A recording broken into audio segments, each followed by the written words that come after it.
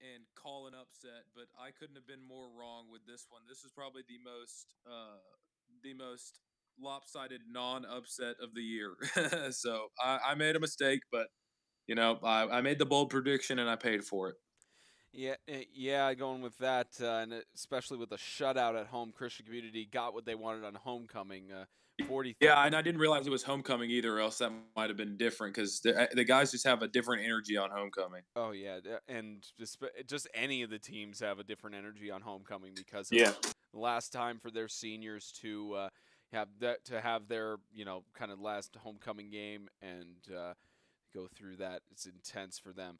43-0 Christian Community beat Bowling Green in that as they solidify their chances to lock the number 1 seed going into next week.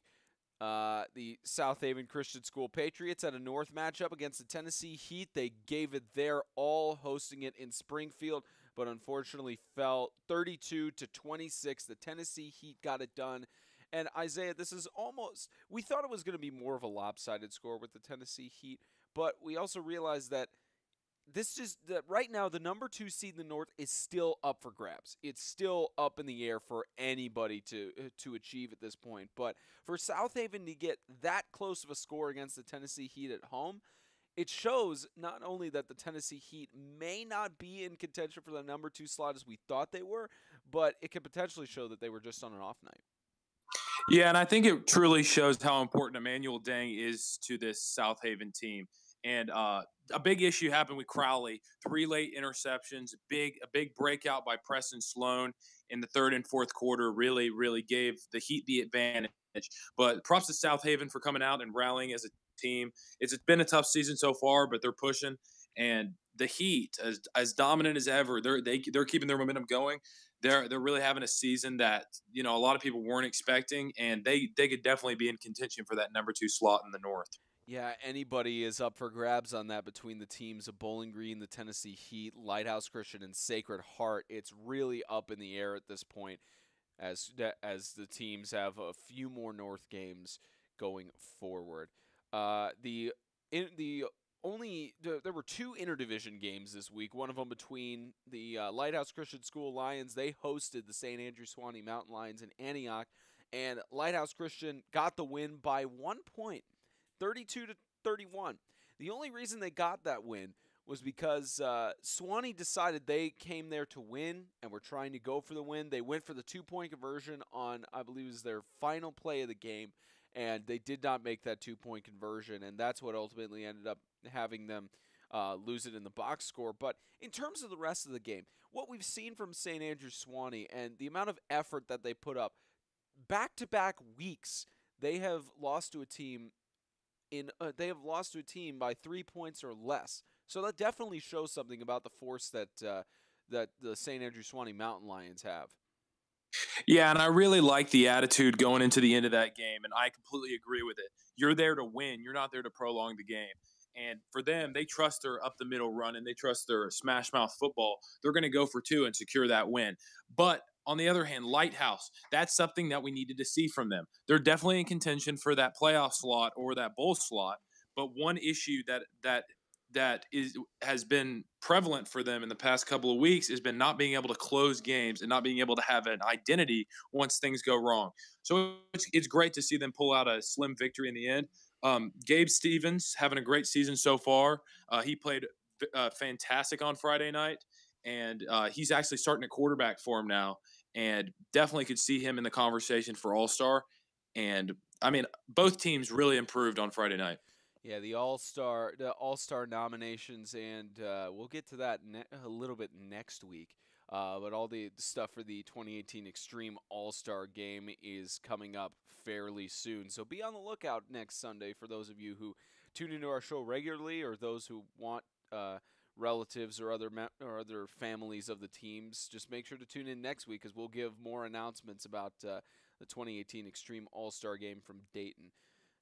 As we go forward and get closer to November. The only other interdivision game this week was between the Riverside Christian Academy Knights. They hosted the Sacred Heart of Jesus High School Knights, so a clash of the Knights down in Fayetteville. 52-28, Sacred Heart got it done on the road, and they have another interdivision game next week against another team, the Knights. But Isaiah, we look at how Riverside has managed to hold their ground fairly well, and they're still in contention for the bowl slot. It's going to be difficult for them to get into the postseason because of their losses to Lancaster and Webb, but there's still a team that could get into the MTAC Bowl and still very much a team that has a lot going for them heading into the 2019 season. Yeah, and both teams are much improved from where they were last year, especially Sacred Heart. And for both teams in the same position, kind of looking from the outside in, both fighting for a spot in the playoffs. It was a real battle for them, even though it was not in the same division and the game didn't count toward playoffs. It was still a really important motivational game for both teams. Both teams, I know we expected it to be a really, really good game along with the other games this week, but it really seemed to me like Sacred Heart showed up to play on Friday, and they were just Riverside, or excuse me, Sacred Heart was just no match for Riverside. Yeah, and they came to play even with the long travels from Jackson all the way to Fayetteville and managed to get it done on the road as they host another game next week. The only one of two in division games for the MTAC South. This game we already predicted on Sunday was going to be a bloodbath. We knew it was going to be intense, and both teams knew what the standard was set going forward. The Webb School, Lancaster Christian Academy, both of them fighting essentially for the number one slot in the South, even though it's still up for grabs, still in the air. But this game was going to be really crucial.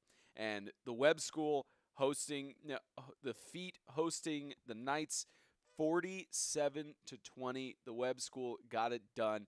And Webb stays undefeated. Lancaster takes their only loss. And James will give his opinions on it later about because he mentioned from last week whoever was going to win that game would win the championship. We'll see if he still holds true to that. But Isaiah, 47-20, Lancaster arguably has had a mixed schedule on their hands up to this point, up to the point of facing Webb. And especially for their first season in 8-man football, for them to only take one loss and potentially get into the postseason, it at least shows that Lancaster, they still are a solid ball club. But at the same time, it also shows that Webb was extremely underestimated going into this season. Yeah, definitely. And me and James had Webb really, really struggling this year. But I think it just showed us not that necessarily Lancaster was struggling, because I felt like they went in as a family and left as a family, still pushing their hardest and giving it all they got. But I just think it's just Webb is a tier above where anybody could have even imagined. Their offensive and defensive lines are incredibly strong, especially Azar put on a lot of weight, really, really strong. He's able to protect the quarterback and rush. Uh, and a big game from the receiving core, the strong receiving core. They got quick receiving core, quick backs, and it's just a tough offense to stop. On the other hand, who's the quarterback for Lancaster? That is Deuce Bragg. Deuce Bragg. Okay, Deuce Bragg. First play of the game threw an interception, but from there on out, played a decent game, but just ended up getting pulled from the game. It kind of fell apart for Lancaster, but the Webb were able to stay composed and really shocked the whole conference last Friday night. Yep, and they continue on. They have They have two more South games on their schedule. But Spencer, can I add something Sure. real quick? I just saw Shamar Frey with 5 touchdowns on Friday for the receiver. 5 touchdowns for Shamar Frey. That he was essentially the story of the game for the Webb School. He is definitely a force to be reckoned with. It's a very interesting year for the conference, and we get to that with the final game where Isaiah and I were live from Jim Warren Park, and yes, Isaiah did wear the jersey. He stuck to his word. 26-8, Franklin Christian Academy, the Falcons victorious over the Franklin Classical School Knights. So the Knights are eliminated from postseason contention. They've unfortunately they're 0-3. There is no feasible way they can make it into the postseason. I believe they have a somewhat mathematical possibility to get into the bowl slot, which would be very difficult. But both of the teams knew what was at stake going into Friday night, and they knew how difficult it was going to be to try and make it to the postseason. But for Franklin Christian Academy, they've got 2 South games ahead of them that if they win out, they're in the postseason. So it's going to be really interesting to see how FCA goes, but kudos to them to get the win at home by 18, by 18. FCA has been so impressive this year. To start out the season, I felt like FCS and FCA were about at the same level. 2 teams that had lost so many seniors and starting to rebuild their program. But I feel like FCA, the kids have just stepped up. And I want to give props to Sonny Reed on Friday. He really stepped up. Great senior leadership. He's a very, very quick quarterback who can air it out. Pass run attack. He really, really filled in well for Holcomb. Our prayers to Holcomb that he can heal up and get healthy. But even though Classical was able to contain John Buchanan, the fake to John Buchanan and the rollout by Sonny Reed was dominant the entire night. So props to Sonny Reed. On the other hand, the FCS Knights need to figure out what to do next. They got things that are working for them, and they need to figure out what's going to be efficient for them on a night-to-night basis. But do you win now or build for later? That's a question for the coaching staff now, and that's something they're going to need to figure out the next couple of weeks. Yeah, both teams will have to reevaluate and reanalyze their strategies going forward. And Classical still has 3 games ahead of them for the rest of the season, and we'll see how they perform going forward. The Tennessee School for the Deaf game got canceled due to the hurricane storm still occurring. They were originally supposed to host North Carolina School for the Deaf, but I believe they canceled it due to the travels and evacuations and such. So hoping that everybody is safe from that school. And the Tennessee School for the Deaf has only their 2nd game on the season coming up this weekend at the Mississippi School for the Deaf. All right, since we're done with our predictions here, we hand it back to Isaiah Austin for the segment The Good and the Bad. And he went through 4 teams last week, and he's going to go through 4 teams this week of the strengths and weaknesses both of these franchises. So, Isaiah, we'll start with a team in the North. Let's go with Bowling Green Christian Academy, the good and the bad for them. Well, this one's an interesting one. So the good, of course, is their game plan, how they really want to get it to Gage Holman, and they have an incredible back in Gage Holman. Feel like they could facilitate John Stock a little bit more, but John Stock playing phenomenal on defense. The team's really starting to come together. They really need to be able to take that next step to be in playoff contention, but the team's been really strong on offense and defense, except for last week against CCS. But that brings me into my bad and ugly. That I think that the issue against CCS was that their game plan has been tire out the defense until the 3rd quarter, put Gage Holman in there and run him to the outside. That kind of game plan doesn't work against a deep team like CCS. So they're going to need to figure it out. It might work well against teams of their own tier or lower, but for a team like CCS or even the Webb School, I feel like they'll have a lot of trouble because of the depth. They're going to need to figure out a new game plan for teams like that, or it's going to be really difficult for them to pick up wins come postseason.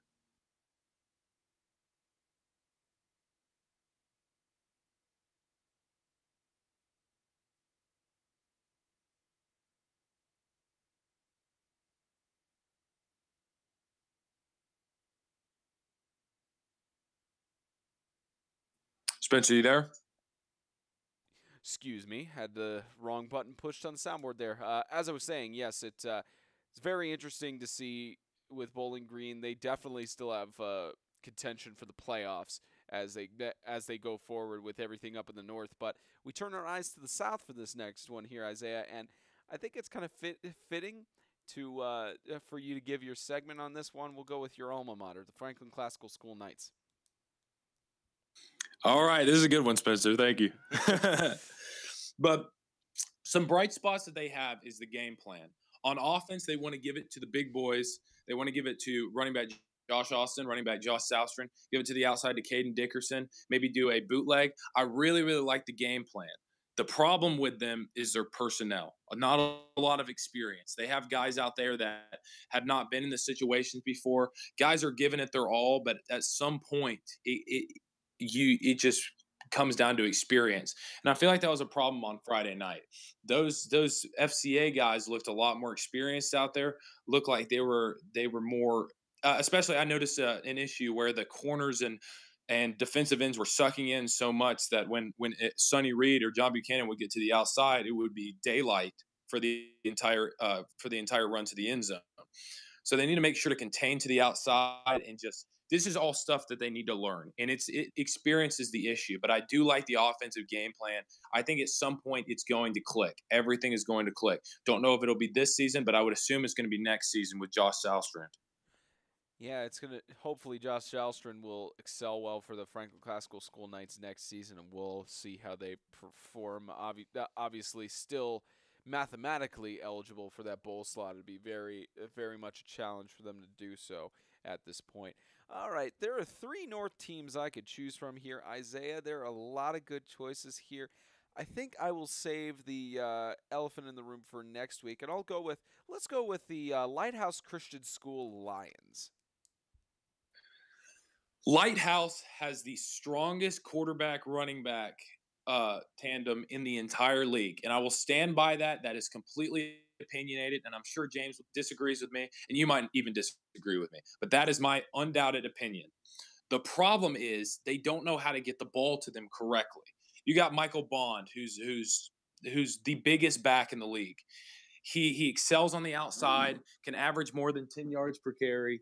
But the issue is that they're not able to get him the ball in correct situations. And in the fourth quarter, when they're down, it's panic time and it's time to throw the ball when you have a back that can pick up 50 to 60 yards on in the snap of a finger. So I just question a little bit of how the schemes are being run in at the end of games, but the personnel is certainly not the issue. Yeah, it's an interesting thing to go about, and especially, we talked about it during our broadcasts of the Lighthouse game about how the play calling has a big effect on it as well, but I'm sure that they'll work those kinks out going forward as Lighthouse is still very much eligible for the postseason. Basically, every team in the North is still eligible for the postseason except for South Haven Christian School. They're mathematically eligible for a bowl slot, but not eligible for the playoffs at this point. I'll make it so that we cover the Franklin team next week, and we'll go with the Knights of Fayetteville, Riverside Christian Academy. Yeah, Riverside Christian Academy has really surprised a lot of people this year, and I think it's been really, really fun to watch with John Stock, or excuse me, sorry, You John thinking Trahan. I'm Trayan? sorry, and and I think even Michael Black has stepped up this year. I really like Crutcher Azell's game. I just think they have a lot of guys who have stepped up from last year and really taken their team over the hump. And I really hope that we can see them in a bowl game because that would just be awesome to see them come from what they did last year to develop without their starting quarterback and make it that far.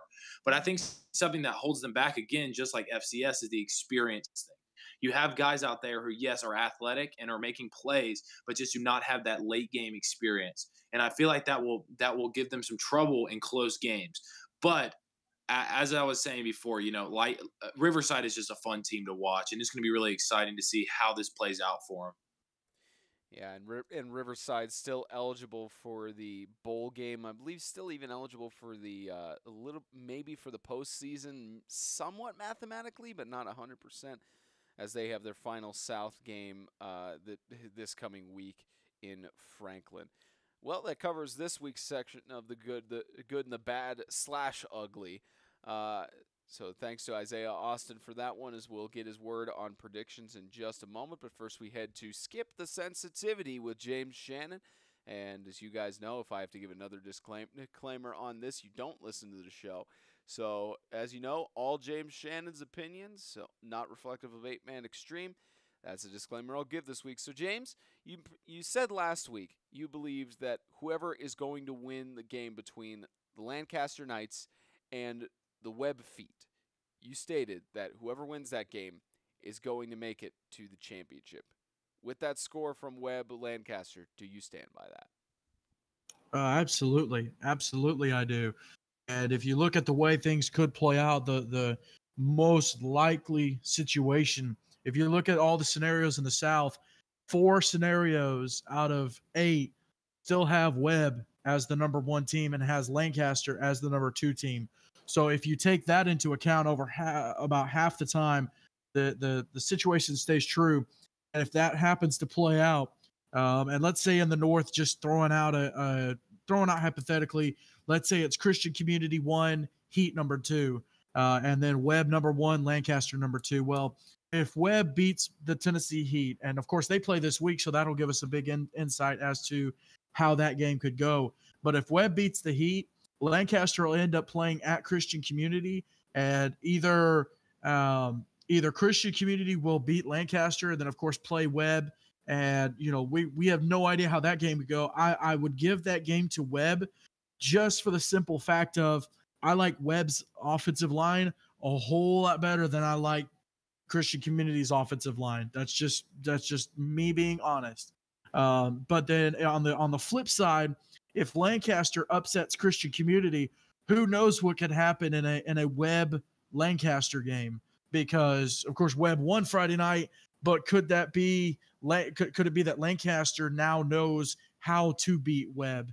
And so and Webb could take Lancaster for granted. So whichever way it plays out, I still stand by the fact that whoever wins now I said whoever wins the game will play for the championship, not so much win the championship. So they will be in the championship game. It could possibly even be both of those teams. But yes, I stand by that. I stand by that prediction. Yeah, we might see Webb make it to the championship, but we don't know at this point who is going to face that. We don't know who Webb could potentially host if they become the number 1 seed in the South. We don't know who they're going to host in the North because it's still way up there. Any of the North teams could definitely give them a run for their money. So we're definitely going to see. Sure. And let me throw this out here as a teaser. And I don't know if you were going to let me, so I might be jumping the gun. But I mentioned it on Extreme Talk this last week, where I had a great conversation with Hank St. Dennis. You need to go listen to Extreme Talk, episode 7. Anyways, this upcoming week on Extreme Talk, I'll be breaking down all 8 scenarios for the MTAC South and all 4 scenarios for the MTAC North as to how the playoffs and the postseason could break down. Yeah, you jumped the gun on that one, James, because I was about to ask you. So the playoff scenario is obviously not going to give too much of a leak towards it because we're wanting people to tune into Extreme Talk. But with the current matchups that we have, say if the season were to end today, the current matchups that we have, would you say they're good or bad? Going off of not just the if the season were to end today, but the potential matchups that we have for the postseason as well as the bowl game, are they looking like good matchups, bad matchups? What's your thought process on those? Well, if the season ended today, we would end up having in Franklin Christian Academy and Bowling Green Christian in the MTAC Bowl. And that game actually would be pretty interesting, considering how the first game of the year played out. Of course, Bowling Green won 78-50, but it was a boat race for 3 quarters. I mean, it was, or not a boat race, but it was just a horse race for 3 quarters. And we saw John Stock make some great plays. John Buchanan, Sonny Reed kind of came out and showed what he could do. Bowling Green, Gage Holman really showed up. Riley Davis made some nice plays. So, on both sides, there are great players, and of course, FCA hit some problems with cramping. But with that being an early August game, and a lot of teams going through that cramping situation, you wonder how a game in late October would play out. And also with Franklin Christian adding some more players and some more depth, you wonder how that game would play out in a rematch between those two. For your semifinals, you would have Lighthouse Christian at Webb, and I think Webb would definitely take that game. And then you would have Lancaster Christian at CCS, and this one is really interesting because Webb's offensive line was able to tear up Lancaster's line. Deuce Bragg did not look, he's an 8th grader and he's played really well throughout the season, and I give him total props. But without trying to sound super negative, he looked like an 8th grade quarterback on Friday night. Webb just took care of him. Emmanuel Onade had a great game. Like Isaiah said, Shamar Frey had 4 touchdowns. Their freshman quarterback, Avante Harris, is next level, and he's one of a great group of freshman quarterbacks that's coming up. And so I would be interested to see what happens with Lancaster and CCS. Of course, Lancaster has only played on one 80-yard field, and that was in the Jamboree. And they did pretty well in the Jamboree, but of course, whole nother situation with it being the semifinal playoffs. So, it would really be for Lancaster, it would be more so of can they stop the rushing attack of CCS, and for CCS, it would be can they stop the rushing attack of Matthew Bowden. I would love to see Bowden and Dotterer or whoever they want to bring up on defense for CCS. I would love to see them go head to head. Avery Harper, I would like to see what he could do from the defensive end spot against that Lancaster offensive line. So, that's how it would break down. Like I said, Lighthouse at Webb, Lancaster at CCS, FCA, Bowling Green for the MTAC Bowl. So I think we would be looking actually at a really good postseason and potentially a really good championship. Before we get into our predictions, I do have one question for you. Obviously, all the teams have their strengths and have their weaknesses. What setup would you say would not be good matchups? Which games for the situations that we could potentially have, which matchups would you say would not be good for the bowl and semi-playoffs? So one of the potential scenarios, a scenario from the South and a scenario from the North. In the North, it's still possible that you could have Lighthouse Christian at 1, Christian Community at 2, and the Tennessee Heat going to the MTAC Bowl.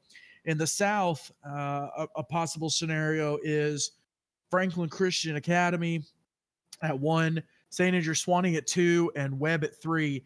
And I think that could get a little messy because, depending on how the Webb Heat game goes this Saturday night, we don't really know.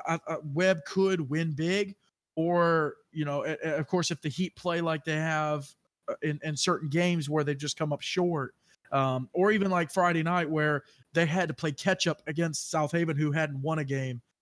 So I don't know how that bowl game would win out. That one could get messy with Webb. But again, if that scenario happened, that means Webb would have kind of drop the ball at the end of the season. So that one would be interesting. Could get out of hand for Webb. And then of course you would have Swanee Lighthouse. That game could be good. It would depend. And then you would have FCA and Christian Community. And that one game got out of hand. So, but again, if that scenario were to happen, that would mean that FCA really stepped their game up and Christian Community did not. So it's really interesting to look at how the different scenarios on each side could break down and happen. All the ones that are still mathematically possible. Of course, like you said, Classical and South Haven both eliminated from the postseason with 3 losses. But other than that, we're halfway through the season, and you still have 10 out of 12 teams who are still postseason eligible. So it's definitely an interesting year. It's like I said, there's 3 levels. You got your CCS, Webb, Lancaster on the top level. I think you have Classical and Swanee and South Haven on the bottom level. You have like a 500 level with everyone else, with Heat, Sacred Heart, Bowling Green, Lighthouse, FCA, and Riverside. So they're all kind of 500. They could do really well one game. They could really drop the ball one game. So, there's still no telling what could happen. 100% unpredictable. That's one of the many reasons that I love calling 8-man football and watching all the action, and the same reason the rest of the guys here on the show enjoy it is because you just don't know until the very last week of the season. Now I enjoy it for the chance to go to the CCS homecoming and eat a Philly cheesesteak. Yeah, that's why I enjoy it. Yeah, James. We were talking pre-show. James got he's on the Philly cheesesteak train because when Isaiah and I were at the CCS game, we decided, okay, let's try the new concessions place during halftime. We endorsed it during the third quarter about their Philly cheesesteak stuff. So if you're at the next Christian Community game, which will be the only home games they have left for the season are on October 5th when they host the Freedom Cowboys and October 19th when they host the Lighthouse Christian School Lions. So and they will most likely host a semi-playoff. So if you get the chance if you're in the area, or if you just want to go see a good football game and get good concessions, go up to Christian Community. There are plenty of other places around the league that have good concessions as well, but. And I know we always talk about concession setup. I'll tell you who else stepped their concession setup up is Riverside Christian. They got an actual shed out there that they run it out of, not just a trailer. And they've stepped it up next level. So kudos to those two. Bowling Green is pretty good as well. Bowling Green's good, and Franklin Christian. I didn't know this. I probably should know because I'm an alumnus of Franklin Christian, but. They have food trucks outside of the stadium now. They have an ice cream food truck, and I think Isaiah, was it a pulled pork truck or was it like a taco truck or something that they had outside Jim Warren? Do you remember? You can't really argue with that setup. I mean that's pretty decent. But the only problem with that is you never. First off, with that setup, you really have to just go back to the field to eat. Whereas with Christian Community, they've got the little counters built around so you could stand under the shade. Like tonight, it was sprinkling, so I was able to stand under cover, put my food on a counter, and still watch the game with a good vantage point. So, yeah, But then again, Riverside set up between their stadium and their press box. Those are probably some of the top views in the conference in terms of seeing the field. Yeah, Jim Warren they don't at this point have any. They have some pavilions, but not on that football field where Franklin Christian plays, and they still don't have a press box. That's why we had to quickly pack up our equipment after the game to make sure it didn't get 100% soaked. It's all working today, so that's a good sign. But yeah. But a big shout out also to FCA and really every team every school that y'all have been to, and the games I've gone to that I've done. Everyone has been so fantastic, so generous, so kind, and that means the world to us because there's times that it becomes kind of a grind, and I know Spencer can attest to this. It becomes a grind, and when you have people who are really genuinely kind and genuinely appreciate you being there, that means the world, and especially when they take care of you. So thank you to everyone who has made us feel welcome. From Jackson to Fayetteville to Bowling Green and everywhere in between. Yeah, we have not had a single problem with any of the schools that we've gone to or any of the places that we've traveled over to. So we thank all of you for your hospitality and continued hospitality as we go forward into the postseason. But it's on to Week 8. Week 8, and it's time for our predictions here. I'm hoping Isaiah's back because it sounded like he was having technical issues to not get his microphone up, but I'm really hoping. I'm here, Spencer. There he is. You didn't answer my question. Was it a taco truck at Jim Warren? Do you remember? No, it wasn't. It was actually chicken and waffles. Oh yes, that's right. Because I remember. Yeah, it's because you looked at me when we were up in the broadcast booth because somebody on the PA system. It's got Chuck Gann. He's fantastic. The PA announcer for the Falcons, he said something about the chicken and waffles truck. You looked at me like, dude, we gotta go get chicken and waffles right now. Suffice to say, but then then we had to go up 2 floors of scaffolding, and I was not about to leave. Yeah, I mean, we went down temporarily between halftime, but we would not have had enough time to actually get those down. I mean, chicken and waffles are no, it was packed over there. Yeah, it was a great turnout for FCA and FCS because of it being the Battle of Franklin. It was even though it was a loss for my alma mater, it was a fun game to watch. Yeah, it was a great turnout. Hey, a huge shout out to y'all too on a great fourth quarter interview with Cole Warren. Cole Warren. Tony Romo of the MTAC. He quite literally is the Tony Romo MTAC. Except the only step he has not quite made yet is getting into the broadcast booth. We've been trying. But teaser that could be coming. It potentially could be coming. We haven't had that just yet, but we'll see how it is going forward. All right, gents, time to get to our predictions here, and those who are tuning in, pull out the helmet schedules. Let's go down here for the predictions. We'll start out with from top to bottom. Bowling Green Christian Academy, they host the Lighthouse Christian School Lions, and this game, it's hard.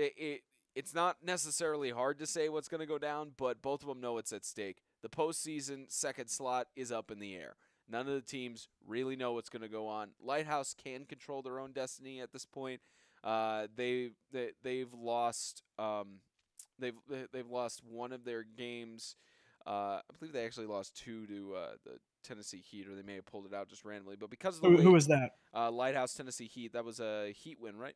Or was it Lighthouse? That was a Lighthouse win by 4 points, but it could have been a Heat win, but there was some clock mismanagement by the officials at the end. So Lighthouse did win that one, but it could have been a Heat win. It could have gone either way. So Lighthouse has 2 losses in the North, but they still have just as chance as anybody to get into the postseason. But if Lighthouse loses to Bowling Green, then they're out. They have a chance at the bowl slot, but they're out. But Bowling Green, however, they're keeping things interesting because if they lose, they're out of the postseason contention as well. This is just like what we saw with FCA, FCS here, Isaiah, is that both of these teams, they have 2 losses in the North. They have star power on both sides of the ball, but they put themselves in a situation where if they lose this game, they are out of the postseason. Yeah, this is going to be the best game of the week. I'm calling it right now. But I think with Lighthouse traveling up to Bowling Green, playing on that 80-yard field in front of those crazy, in a good way, but you got to admit, those crazy Bowling Green fans always yelling for their team, always excited. Mm-hmm. It is always a mess playing in Bowling Green because it is so loud. They just love their Bowling Green Warriors. So I'm taking Bowling Green by a touchdown up in Bowling Green, Kentucky. James? Isaiah pulling out the Jonathan Thompson with the score prediction. I like it. By the way, Spencer, I think Lighthouse only has 1 loss in the North. I think because they lost to Sacred Heart, but they beat the Heat, and then they haven't played any other North games. That's right. So I think they only have 1 loss. But you're right. This would make it to where they could potentially only get to the bowl game. And of course, the Heat are now have played all their division games, so they're kind of sitting back waiting for everybody. With this ball game, and of course I was at the Bowling Green CCS game Friday night. Gage Holman actually went down for a little bit, and he at the end of the game he did not look good. It looked like he had a little bit of a leg injury, and so I'm sure he's going to get checked out. That could potentially affect them. I've said it all year. Whenever 2 big teams match up, I am really looking forward to seeing John Stock versus Michael Bond. Of course, you guys have hyped up Michael Bond a whole lot, and he's had a great year. John Stock on Friday night, he was one of the only bright spots for Bowling Green playing CCS. He made several stops on Dodder and Jackson. Made a couple stops on Rowley, I believe. Another guy that showed up was Cam B on the defensive side of the ball, on the defensive line. I'm also taking Bowling Green on this one, and it's because I think that I think they're about time for a win, and especially coming off a big shutoff loss. Like you said, they're going to be at home, and it's just a different environment.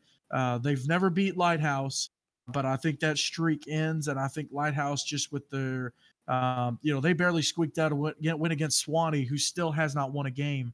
Both these teams have recently played Swanee, and I think Bowling Green they both struggled, but I think Bowling Green by a hair had more of a better game against Swanee. So I'm going to take Bowling Green on this one. So both of you guys taking Bowling Green, and so with Bowling Green, it's that they are 0-2 in the North. If they lose this game, they're eliminated from postseason contention. But if Lighthouse, Bowling Green is 1-2. That's right. They are 1-2 in the North. But if they take their third loss, in the North, then that eliminates them from postseason contention. It's the same with South Haven. They're 0-3. They're 0-3 in the North. So yes. Well, they're already eliminated. Yeah, South Haven's eliminated. But yes, if Bowling Green loses this game against Lighthouse, they're out of playoff contention, but they're still eligible for the bowl, depending on their game against Sacred Heart later in the season. But both of you guys taking Bowling Green on this one. Maybe Lighthouse will pull the upset. A rematch of the MTAC Championship of 2017. The Christian Community Colts travel to Springfield, maybe about 25 minutes away from their school. The Patriots of South Haven are hosting the Colts of Christian Community, and it's not going to be the same matchup that we saw last year. I know I'll probably be proven wrong on that, but But at least South Haven, they kept it close against the Heat. The Heat, they kept it close for a full 2.5 quarters against Christian Community in Mount Juliet a few weeks ago. So I think South Haven may be able to keep it close for 1.5 quarters, maybe 2. But Christian Community, just knowing how they've stayed undefeated this season, not losing anything, it may be that Christian Community, even though they're on the road, it may be that Christian Community just comes in and gets the job done. But, I mean, South Haven, Zimmerman and Crawley, they got good stuff that they can work up, Isaiah. Yeah, and I'll just start giving score predictions now. My new thing, I'll start giving score predictions. Yeah, I don't think it's going to be close for South Haven. I think CCS is going to come in blood hungry. They're going to want to put on a show in front of those South Haven fans after the championship last year. And I think Mercy Rule is enacted at halftime, and the final score is 64-0 CCS. James? I don't know why I do this for the last couple. I don't know why I've done this for the last couple of years, but I'm a man of my word. I will stick by my preseason prediction because it is what it is.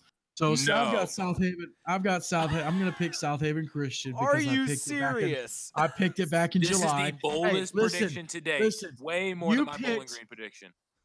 True, but it's on this. I don't know. I think it's on the same level. Bowling Green beat South Haven by 48-0 in the first half. But they were also missing Manny Ding and Cole Laird. They're still missing Manny Ding and Cole Laird. They were missing their biggest offensive weapon. They're still missing their biggest offensive weapons. There's not a whole. Well, no, Manny Ding is back. Christian Community, they went down to play FCA and they sat some guys. They had a great game against FCA. Avery Harper won Extreme Player of the Week, which you could vote on that every week from usually about Tuesday to Thursday is when you can vote. Tuesday and Wednesday usually is when you can vote. But Avery Harper had a great game, but Christian Community kind of used that FCA game as a resting game, especially with it being away and non-division. But I think CCS, there's about a 90% chance they'll pick up the win, but I'm going to make the bold upset prediction because that's what I did before the season.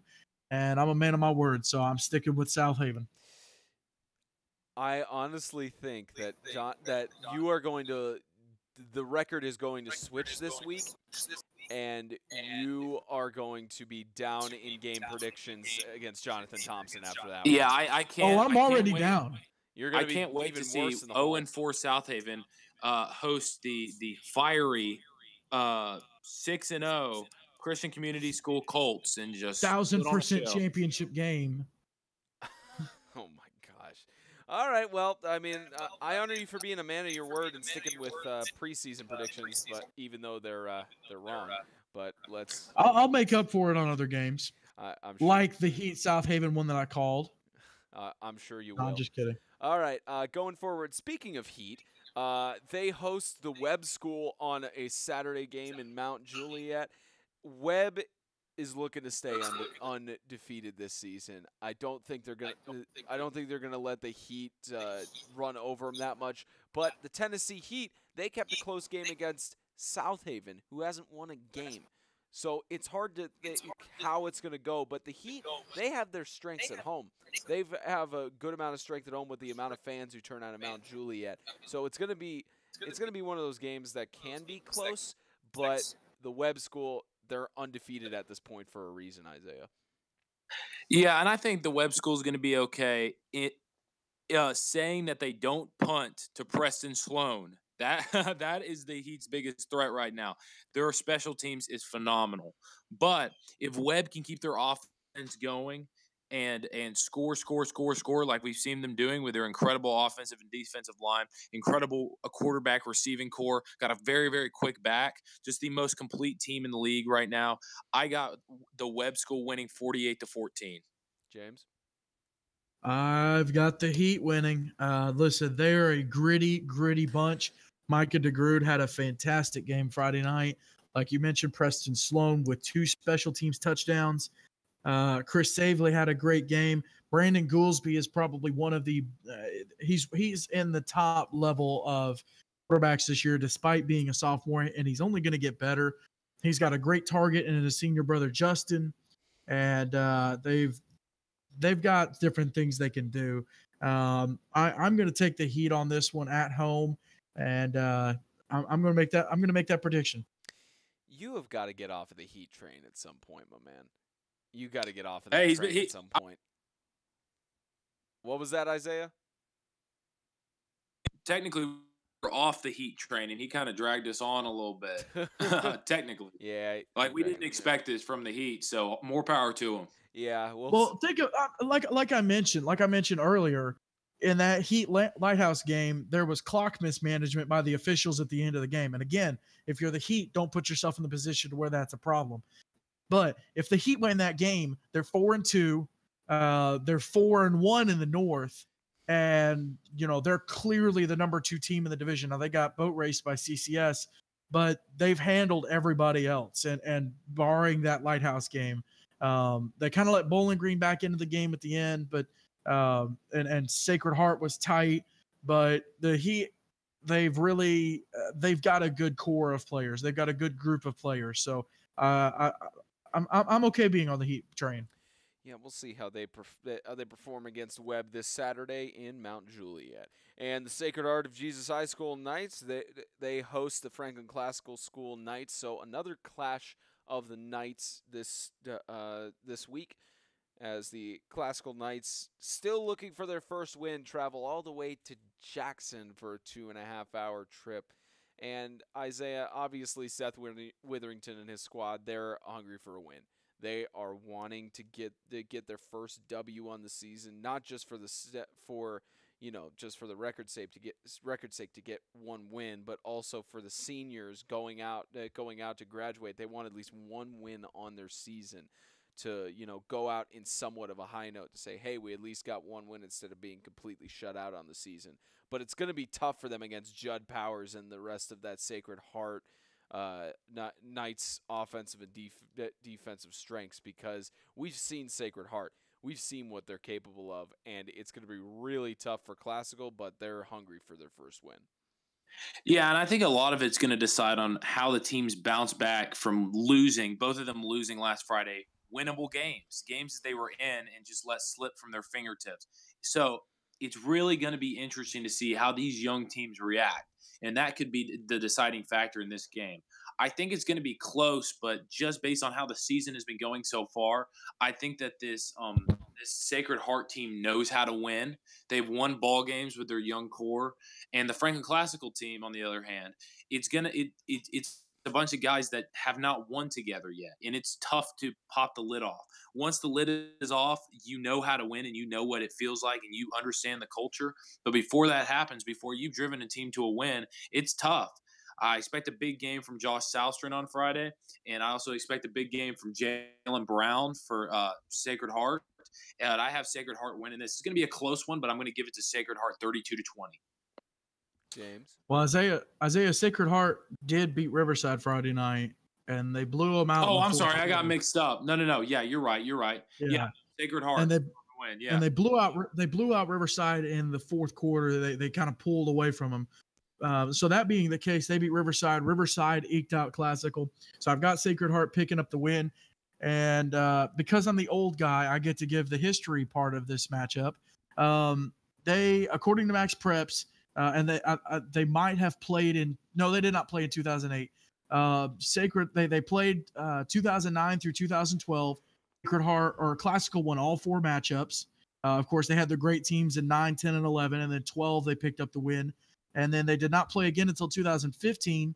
Don't say Classical the score. Don't say the score. Sacred Heart won in 2015, 38-14. And then Isaiah, do you happen to remember the score from 2016? I do, but if you don't know, then I'm not sharing.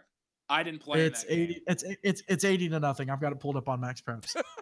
Hey! In my defense, I did not play in that game. And you were a sophomore. No, you were a junior. Yeah, but I was hurt.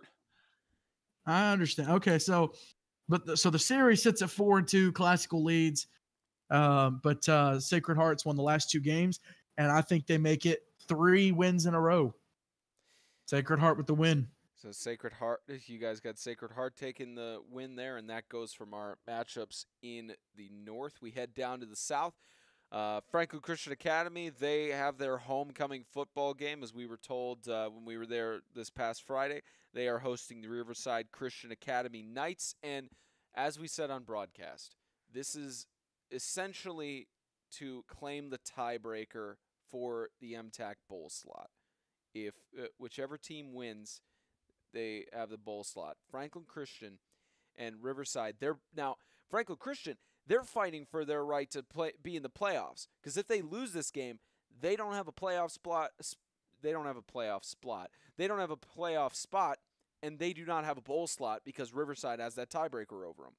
So Franklin Christian is fighting for their life to try and make it to the postseason or be postseason eligible. Meanwhile, with Riverside, they have already lost to Webb and Lancaster. So if Riverside wins this game, then they have the tiebreaker for the bowl. It's their final game in the South. So both of these teams are going to be fighting for their right to at least get one more game on their schedule, regardless of if it's a playoff game or if it's a bowl game on both sides. Regardless, both of them are going to be fighting for their life. And that rushing game for Riverside is going to be tough for FCA to beat at homecoming. It's going to be really interesting to see how that one goes down, Isaiah. Daniel Holcomb or Sonny Reed. Both of those guys, if Holcomb isn't back by next week, Sonny Reed's going to step in there and still be productive. I see this Riverside team, as you said, on homecoming for FCA. It's going to be interesting in front of that big crowd. I feel like this is two teams that run a similar style of offense, but when it comes to FCA, when FCA is playing a team of the same skill level, Coach Adams and Coach Hill or Shaka, they know how to write it up and win that chess match. So I'm taking FCA 32-26 in a slim fourth quarter victory over the Riverside Knights. So history says that I should pick FCA again. History. They've played each other every year since 2012. Riverside won the first 3 games, and then FCA's won since then. FCA has not scored fewer than 40 points, and Riverside has not scored more than 2 touchdowns, and they've also had a shutout in 2014. All of that being said, I'm taking Riverside in this one, and for one simple reason, I'll say 2 simple reasons. Michael Black and Crutcher Ezell. Crutcher Ezell will make you pay in every way, shape, and form you can think of. And then Michael Black, if Sonny Reed even thinks about throwing the football to one of those receivers, Michael Black will be there. Had another interception Friday night. I think he sits at 4 on the season, 4 or 5. So he has had an insane year so far as a freshman. Jake Grubelski's having a great year. John Trahan, obviously, he's John Trahan, had 2 touchdowns the other night. Riley Hall has played solid on the line, so I'm taking Riverside in this one.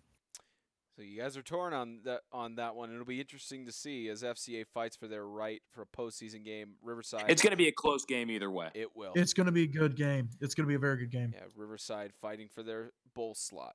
And the only other game going on in the conference this week is the San Andrew Suwannee Mountain Lions host the Lancaster Christian Academy Knights, a 4 p.m. matinee game. And the Mountain Lions are they're still looking for their first win. They're still looking to get that first win. And it's hard to say that they'll get it against Lancaster. But we've seen upsets happen in the conference before. You know, Lancaster coming off of that tough loss against the Webb School, coming off of that, and Lancaster, of course, they're trying to fight for their number 2 slot in the playoffs, and they have to win out all of their South games to make that happen, or to potentially make that happen. But for St. Andrew Suwannee, they're just looking for a win. They're looking to potentially get into the bowl slot, which it's a difficult hill to climb for them to get into that bowl slot. It's possible, but it's going to be really difficult. Well, Friday night, they start climbing the hill. 4 o'clock win over Lancaster, dropped 2 straight for Lancaster, 21-20 in the hot sun in Mont Eagle Mountain. 21-20. With Suwannee. 21-20. I'm taking Swanee. Dang. Swanee has lost the last 2 games by a combined 4 points, and they've showed up. Lancaster could be reeling after that game. You see what Swanee was able to hang in there even after playing Gage Holman and Michael Bond in back-to-back weeks. But Lancaster is going to rebound. They're going to pick up the win in the first ever meeting between these two, and they're gonna get the dub. All right, so we go through there, and the only other game that's going on this week is Tennessee School for the Deaf. Currently scheduled. We don't know how it's going to be with the post-hurricane predictions and such, but Tennessee School for the Deaf traveling to Mississippi School for the Deaf on Saturday. And James, we were fortunate enough to call that game several years ago. I believe it was back in 2016. We called that game on a Saturday out in Knoxville, and that was the game that the first half lasted for about 2 hours, I think, maybe 2.5 hours because of all the injuries and such and the touchdowns. And then the second half went by in 30 minutes because of the mercy rule being run. So Mississippi School for the Deaf just dominated in that. But the Tennessee School for the Deaf guys, they're looking for vengeance, Isaiah. They're looking for a rebound win in this game since they didn't get to play them last year, since the Vikings didn't have their season. They're looking for vengeance as well, but we don't know what Mississippi School for the Deaf is capable of. Yeah, not really sure what Mississippi School for the Deaf is capable of, as you said, but I know what Tennessee School for the Deaf is capable of, and that's in a phenomenal rushing attack with multiple rushing touchdowns on the ground in their opening game. I am so excited to see this game and see what this team is going to be capable of this year. I have Tennessee School for the Deaf pulling it out again and keeping their undefeated season alive. The game is in Mississippi, so it more than likely will be played. Mississippi has been a powerhouse for several years in the Mason-Dixon Conference, and of course they picked up a win against Georgia a couple weeks ago or last week. I've actually got Mississippi School for the Deaf picked to win this one. I love my Vikings, but I think they make the trip all the way to Jackson, Mississippi, and I think they take their first loss. Yeah. So you guys are torn on that one. It's Mr. Trader of the Tennessee line, and we'll see how they prove you wrong this Saturday. Does that make me a traitor for picking Bowling Green? Yes, it does. Yes, it does. It does. You guys have been traders several times. Yeah, you guys. I'm just kidding. As much stuff as North Tennessee people do in Bowling Green might as well be part of Tennessee. Yeah, that's true. Yeah, nobody really. Anytime you mention Bowling Green, people think Tennessee, not Kentucky. Not too much. Hey, let me throw some correct myself real quick. In terms of history, Lancaster and Swanee have played before in 2007 and 2008. Really close game in 2007, and Lancaster picked up a big 68-0 win in 8. I know that doesn't mean anything 10 years later, but just a cool piece of history that they have played each other before, with Swanee being a former TSSAA team. So it was a long time ago in that history. All right, time to reveal our extreme games of the week. We got 2 of them. Someone's got a drum roll going for me. And Friday night, Isaiah and I will be live in Jackson. We'll be live for the Sacred Heart of Jesus High School Knights versus hosting. I'm going to Jackson. You're not going to Jackson. Me and Isaiah are. Johnny Cash did too. Yeah, Johnny Cash did as well. Sacred Heart of Jesus High School Knights hosting the Franklin Classical School Knights. We'll be live for that one, seeing another clash of the Knights, collision of the Knights, whatever you want to call it. And then Saturday, James and I will be live on call for the Tennessee Heat hosting the Webb School. We'll get to see Webb live in person for the first time, see what Shamar Frey is capable of, as well as the new head coach, Mr. Coach, I think it's Jason Murphy. I probably got his first name wrong. Jeff Murphy. My name's Jeff. Jeff Murphy will be is the new head coach for the Webb School. We'll see what he's capable of, as well as Shamar Frey returning. And we'll have that doubleheader for you on our YouTube channel for thekingdom.com. Extreme games of the week. Okay, you know what's kind of cool about this game, Spencer? I was about to ask, did you have any shameless self-promotions you wanted to give? No, well, yes, but after this, Okay, what's cool situation with this game. It features two head coaches who were former Division I athletes. Coach Ryan Scott was a receiver at UT Martin, and Coach Jeff Murphy. The way he came to Tennessee was he's from Oakland or from California.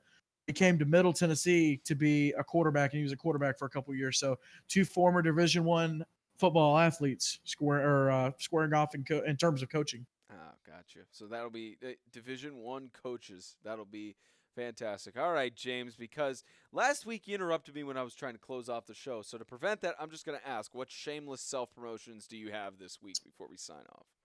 Well, folks, make sure you've got that bell on, because you will get notifications every time a video goes on our channel. Of course, almost every day we've got something going up for you.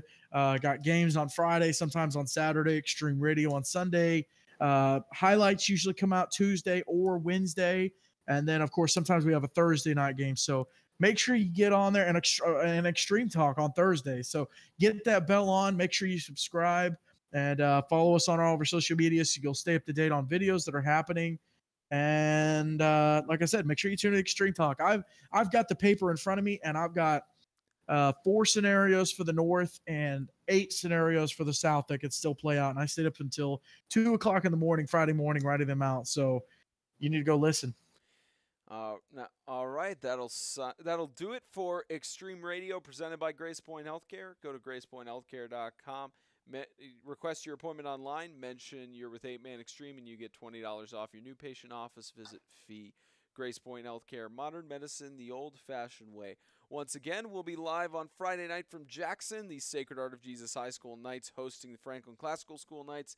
And then Saturday, we'll be in Mount Juliet, the Tennessee Heat hosting the Webb School Feet. On behalf of Isaiah Austin, James Shannon, all the hard-working men and women that make 8 Man Extreme possible, I'm Spencer Thompson. Thank you for tuning in to this week. We'll see you Friday from Jackson. See ya!